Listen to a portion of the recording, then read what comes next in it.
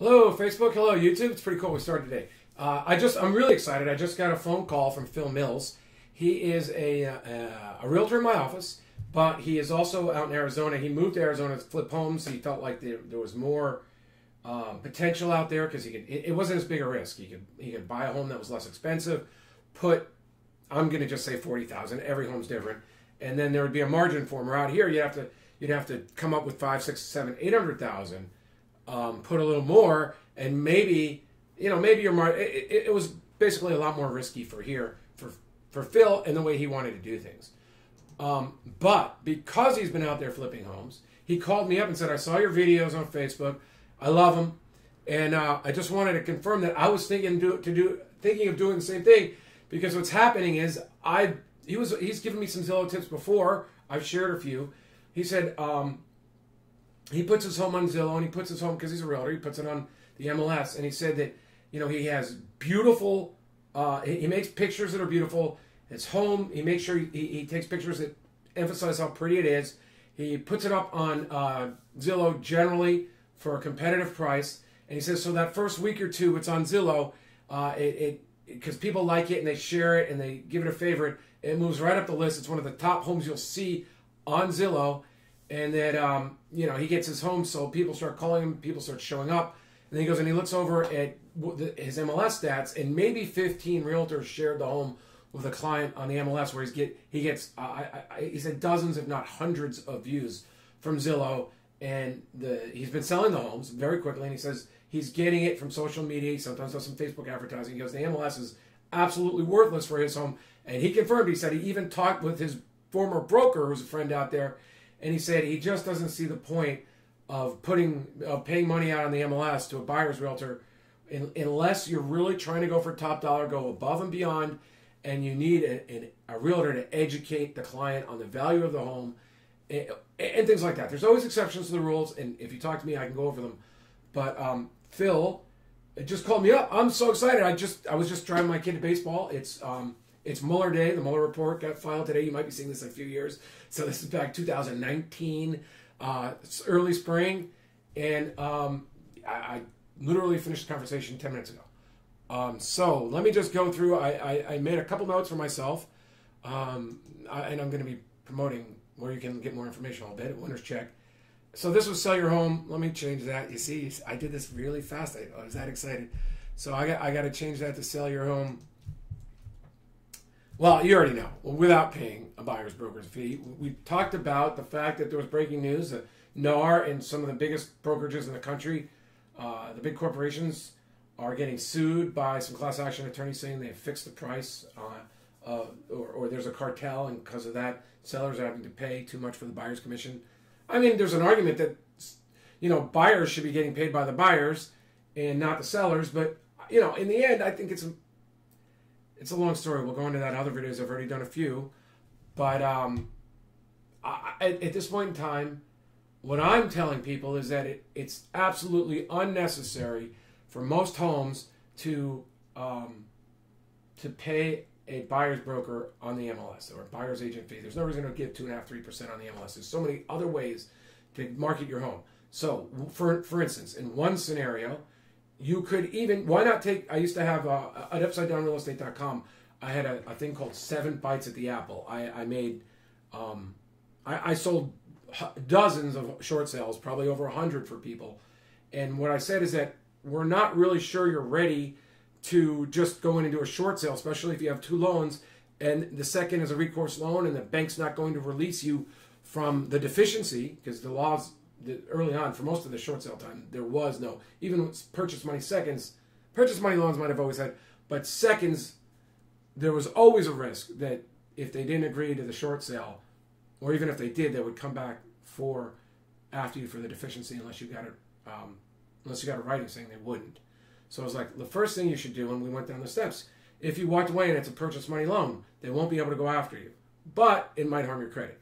And so you could consider doing a loan mod, and early on, and maybe continue to pay the first, not pay the second. And I settled out some seconds, literally $3,500 on multiple $100,000 loans in the beginning. The banks just want to get the stuff off their books. Over time, banks like Wells Fargo were asking for 30%. But anyway, I said, let's approach this systematically And then we have the best chance of getting the result you desire. People loved it. Now here's the same thing.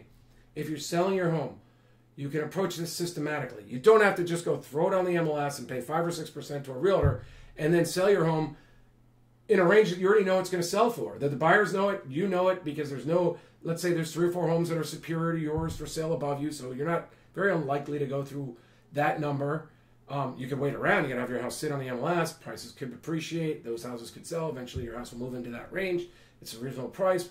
People will pay then. But if you're trying to sell your house in the foreseeable future, in the current market, what do you need a buyer's agent for when everyone, you can go to Facebook and market to people who have shown interest in buying homes and show them you in your area and show them your home with a nice picture, some information about your home. The more information, the more you're filtering. The less information, the more people are going to call. So it really depends on whether you want to be a salesperson or you just, and maybe your clicks will be more expensive if you filter it down. There's things to think about, but you put the information in a intelligent manner, and you're going to get leads to your home. So why not filter them all in for one weekend or maybe 2 weekends? Why not solicit them or invite them to make offers and say we're gonna call people up on Sunday night or Monday, and we're gonna tell you if you were the winning bid, and then invite you to go to contract with us on Monday or Tuesday.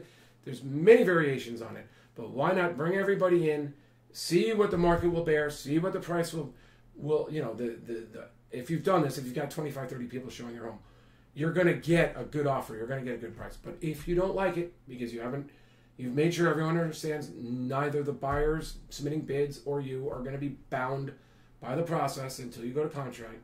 If you don't like it, then you can put it on the MLS. Then you can offer to pay the buyers. Then, if you're working with me, we can set up a situation where I will put it on the MLS anyway and offer $10 to the buyer's agents. Now, we know not many are going to bring their clients to your house, but their clients might show up on their own. If we do a great job, they're almost all going to be intrigued because we've made a very interesting ad. We've put it out in front of them. We're hitting almost all the buyers. It's going to be substantially the same pool. The realtors are paying big money for the leads to Zillow now for. So, and so if we've only put $100 on the MLS, I will grant you some realtors are not going to show your home, and there's things we could do to change it up. We could then offer 1 or 2%, and if we save some of the pictures, we could put different pictures from a different angle. We could change the price a little bit. So once again, maybe the realtors will go through and read what the compensation for is, and this time they'll be happy. I could send out an email. If that doesn't work, or even if you just want to leave after trying it for 21 days or 30 days, I can refer your property out to the listing agent of your choice. And not only would I make a little bit of money from my effort, but I'll make sure you make just as much money as I do on that referral fee. So if you're looking at a $700,000 home, well, let's just call it let's call it $1 million. Let's say the normal listing side fee is 3%. We could easily refer your house out for 1% or 2%. So you might be looking at $10,000, $15,000, $20,000 that we would share. It really depends on the price of your home. That's why I talk to you. But there's so many different ways to get this done without paying a buyer's agent on the MLS more than $25, $50, $100. I think that in this day and age, it's almost irresponsible to bother to do it. You don't need to. Why do it?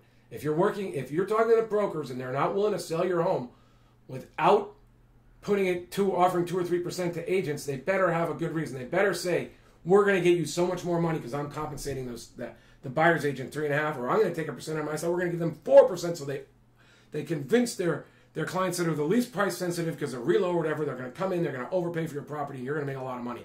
And that's why we're doing it. But if they can't explain to you, if a realtor in this day and age can't explain to you why, I mean, not specifically like, oh, it's better, but why? Like, you're my listing agent, you're doing the marketing, why am I paying that guy 3%? Or that woman 2.5%, 3%? Why? And if they can't tell you why it's going to benefit you, because I'm telling you most of the time it's because they know they're going to try to double-side it and make it for them, which is okay, everywhere in business. But I challenge you. That's one. I have a video on YouTube about the most important questions to ask a listing agent. I'm going to have to make an addendum to that because I think the most important now is why am I paying 2.5%, 3% to the buyer's agent? Why? That's all you got to do. And at that stage, you'll know. Just don't sign anything. Ask them ahead of time before they get to your house and they put pressure on you. That's one of the things I discussed in the video. Discuss all these things with them before they get to your home. Because if they're good, if they've sold a lot of properties, they've met every objection well many times in the past, and they're going to be convincing to you. And they're going to change the subject and move into something else. They're going to tell you about how much money and how happy and how quick and how pain-free the process is going to be. But first, get the details. Why am I paying 2.5%, 3%? Well, what if I don't want to? Do you have any system for selling my home and saving me that 2.5%, 3%? I do. Phil Mills does. He's the guy we were talking about today. He's in Arizona. If you want to do a relo from here to there, anywhere in Southern California, really anywhere, and you're going to Arizona, we'll save you a lot of money, and we'll sell your home for the highest net. I can't promise that I'm a lawyer, but when you see the process, you're going to understand why I'm confident that when you're saving as much money on the fees, but your home's going all over, and we have a big weekend, and if you're not happy, we just refer you to the next listing agent, the top seller in your neighborhood, your relative, whoever you want to be, and we'll split the referral fee. I've said this before, but maybe I'm too old for some of you, but it was on Netflix again recently, The Godfather, and I'm gonna have to do like a cut in here when he says make him an offer you can't refuse. This is my offer to you, you can't refuse. Let's sell your home. I could coach you in a coaching thing. I could be your realtor if you're in Southern California. If you want to do a little bit of the work or have an open house weekend, let's sell your home for top dollar. Let's save you a lot of money on realtor fees. And if we can't, let's refer your property to whoever you want to work with or help me screen them. You'll have an attorney on your team overlooking the file. You'll have someone who sold over 170 homes overseeing your file. If you have problems with the buyers or the buyer's lenders, that's where it's going to come up a lot. Occasionally escrow title. I can help move the file along in the direction you want it to move because I'm a lawyer, and when a lawyer asks serious questions, things happen very frequently. So you put a lawyer on your team, you'll get, if we refer it out, you'll make as much money as I do on the referral. That I'm not going to guarantee that forever. But for now, if I can't help you, I'm going to tell you straight up, we're not going to waste anybody's time. But if I'm pretty sure, hey, you don't want to do it yourself now or ever, you want to just refer it out, I'll tell you, I think we could get 1% easy on this referral. 1.5%. What's the person's normal fee in your neighborhood? Because a lot of times realtors, they've already got listings and they don't want to do yours for 2 when they charge someone else 6. They just don't want to do it. It's bad for their business. I understand it. I've had that problem. You can't compete against yourself in your own neighborhood. So we'll say, okay, well, let's call it a 6% fee, but refer from the listing side 2%. If you sell it, we'll talk to them about not even putting it on the buyer's list, but we'll make sure that it costs you a lot less, that you save a lot of money on the referral fee. I'll get paid through that, and I'm an attorney. I can customize any program you like. We'll see what you want to do. That's really the whole point of the consultation, right? I ask questions about what your goals are. We find out what the status is, how your property is looking. Whether you want to do a lot of the work yourself or just say, I'm done with it, it's too stressful, I've got other things to do. You handle it, but make sure we do our best, our most responsible.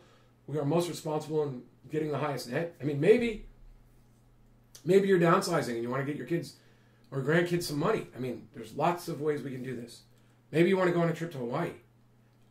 We can work that out. So let me say about the trip to Hawaii thing. I think we can do it, but we'll make sure there's no RESPA violations. So anyway, I hope this started with Phil. I started rambling a little bit here in the end, but the point is, you can, if you put your home on Facebook, you put on Zillow, you have some. I would recommend nice pictures. I would recommend. There's no harm if you're doing sort of an auction weekend and you're soliciting offers, and if you don't get them, you don't have to sell. If you're doing that, there's no harm in putting an enticing price on there and saying open house, inspections this weekend, however we want to word it, to get a lot of people in there in a short time and see if it works. And if it doesn't work, you can move on. And you can move on and still save a bunch of money with whoever you want to work with. Thanks, winnerscheck.com. Go there. Right now there's a little print that says set up a free consultation, a strategy session. I'm going to change that. But I look forward to talking to you. Really do. Thanks. Talk to you later. Bye.